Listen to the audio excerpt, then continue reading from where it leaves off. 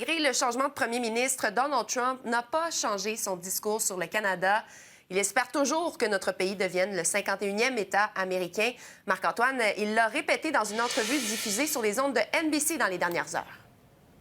Oui, exactement. Marie-Ève, une longue entrevue que s'est portée donc au jeu le président américain Donald Trump, une entrevue de plus de 40 minutes avec la modératrice Kristen Walker à NBC News. Sa rhétorique, il faut le dire, face au Canada n'a pas changé, veut toujours annexer le pays, parle d'en faire le 51e État américain, que le Canada subventionne les États-Unis à la hauteur de 200 milliards de dollars par année, que les États-Unis n'ont pas besoin du bois, de l'énergie, des voitures canadiennes et que de retirer cette ligne artificielle qui divise les deux pays, bien, ce serait bien finalement que le Canada a besoin des États-Unis et non pas l'inverse. Vous l'avez dit d'entrée de jeu, Marie-Ève, il avait de très bons mots à l'égard du nouveau premier ministre canadien, Mark Carney. Ils doivent se rencontrer à la Maison-Blanche mardi.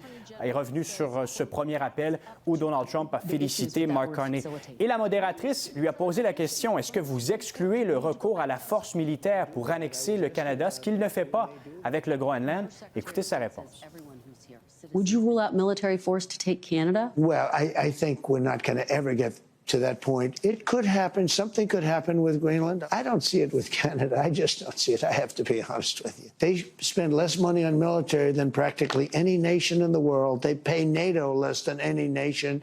They think we're subsidized. They think we are going to protect them. And really, we are.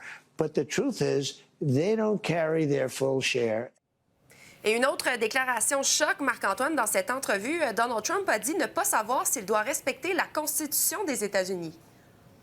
Oui, parce qu'il a été appelé à commenter sur sa politique migratoire de déportation aux États-Unis qui soulève tout un tollé, qui fait face à l'épreuve de la justice, on peut la qualifier ainsi, entre autres en raison du 5e amendement qui précise qu'aucune personne ne peut être privée de sa vie, de sa liberté sans procédure légale.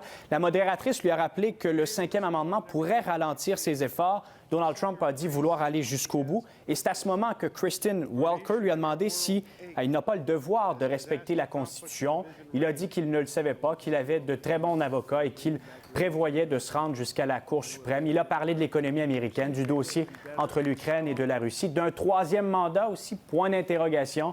Bref, on vous parlera des suites de cette entrevue cet après-midi. Beaucoup à analyser dans ces 40 minutes d'entrevue. Oui. Merci beaucoup, Marc-Antoine. Au revoir.